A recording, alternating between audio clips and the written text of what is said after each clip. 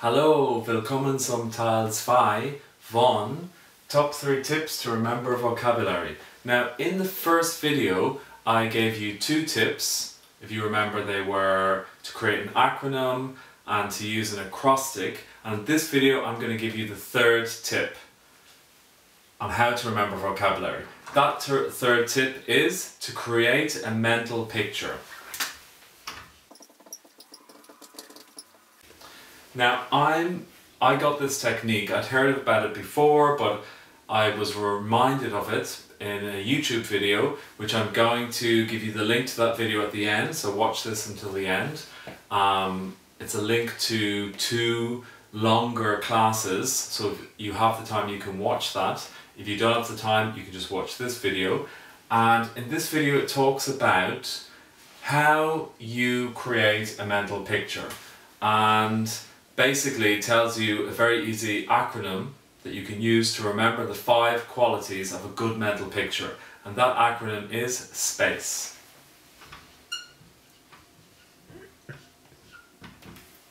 So that basically means that these are the qualities of a good mental picture. So a good mental picture for you to remember should be silly or stupid. It also helps if you have some play on words in that picture. This is really important. When you're creating mental pictures, you have to have action. They should be moving pictures. The mental pictures that you create should be clear. So that means when you close your eyes, when you create that picture, and later you close your eyes, that image, that picture should be very clear in your mind. And then the last one, it should be easy to remember.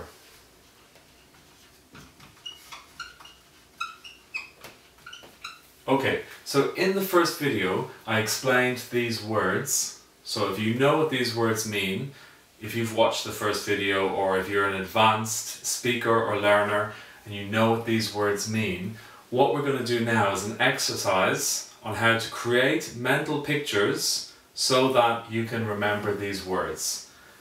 These were words, and in fact these images that I'm going to talk about now, we did this week in class. I did this with a few different students. We created different types of moving images to remember these words. So I want you to work with me, so close your eyes and picture this. So picture 4 like-minded snobs. Now it should be easy for you to create a picture in your head of snobs. Think of 4 snobs. But like-minded is a harder thing to picture.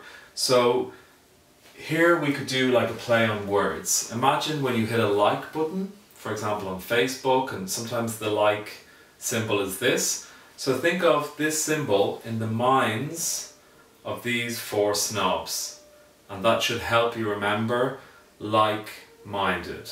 So you have a like symbol in the minds, in the head, in the brain of these 4 snobs. And these 4 snobs, they're in a supermarket, in a very posh supermarket, a very upmarket supermarket, and they are tasting wine. So they're at a wine tasting, and they're tasting wine and they're also jumping. So they're jumping and tasting wine. And jump, it's also like a play on a word so that you remember ump. Jump, ump. So that's like a trigger to remember the word umpteenth. So create the picture in your head. You have 4 like-minded snobs who are jumping at a wine tasting. Okay? And then you should remember the words snob, like-minded, jump and tasting. Okay? The second image I want you to create in your mind is that a small child comes in. Now this image could be from a horror film. You know, it is a kind of a stupid and it's a little bit of a horror movie type image, but this should be easy to remember. So picture a small child, and this small child has a brain in his hand or in her hand, and he or she throws the brain at the four snobs, and the child shouts, "I'm fed up." Now, if you want to remember fed, what you could do is picture the child in a FedEx uniform. So a uniform in a FedEx uniform, so that you remember the word fed. So this small child in a FedEx uniform throws a brain and shouts, "I'm fed up." You have the two images. So you have the first image of the like-minded snobs jumping at the wine tasting, and then you have the small child throwing the brain dressed in the FedEx uniform and shouting, "I'm fed up." The next image I want you to put into your head is that the snobs and the child, so they team up. So if you imagine they come together like a football team when they're doing like a huddle, or they hustle up, you know, they all get together, they team up. And sometimes for the word concoct, you can concoct a drink or a cocktail or a meal. Sometimes people say, "What is that concoction that you're cooking?" So imagine that they're around like a big pot and they're concocting something. So the snobs and the child team up and they concoct a plan to hand out political propaganda. So for the political propaganda, imagine some leaflets, some political leaflets, and picture like a very famous politician on this leaflet. Okay, so that's the political propaganda. So the snob and the child team up and they concoct a plan to hand out propaganda. The next part is they go to leave the supermarket, and on the supermarket doors, imagine on one door you have the letter O, and on the other door you have the letter P. Okay, so you just imagine these doors with O and P on the doors, and that's to remember the word opt.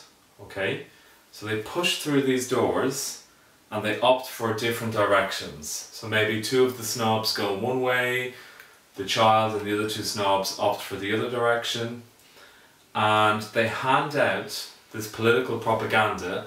And if you imagine on the leaflet, on the flyer of this political propaganda, imagine the famous political leader which is on this leaflet.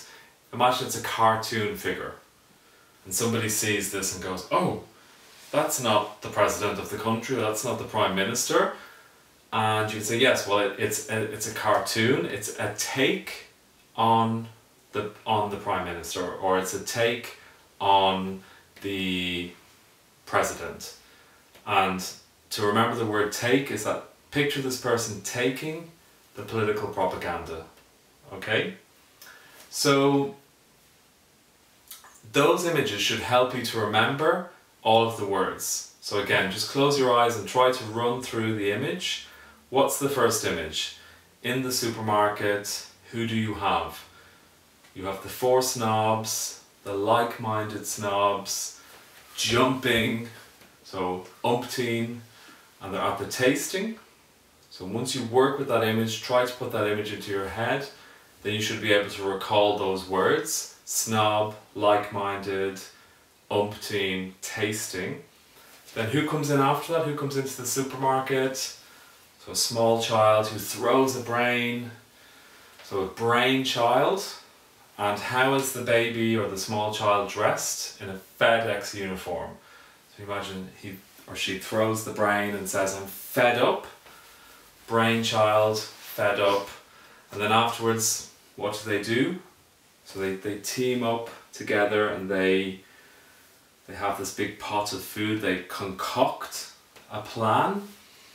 And remember, you have these flyers or this information. What is that? It's the propaganda. And they're going to hand out this political propaganda.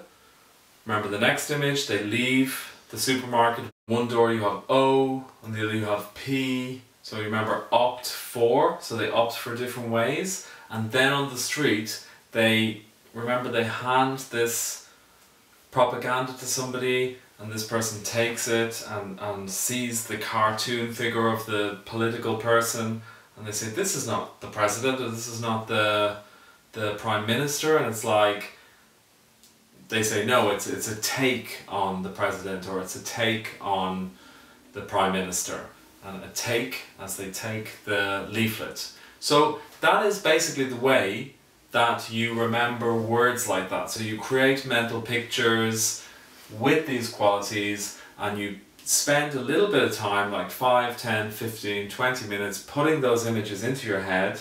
And once you have the images, then you just quickly practice remembering the images, and then the images should give you the words. So you don't try to remember the words, you try to remember the images afterwards, and then those images will give you the words.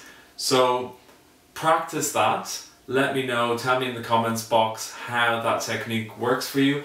And if you want to see 2 longer videos talking about tips to remember vocabulary, you know, using acronyms and acrostics and mental pictures, then check out the links to these videos here.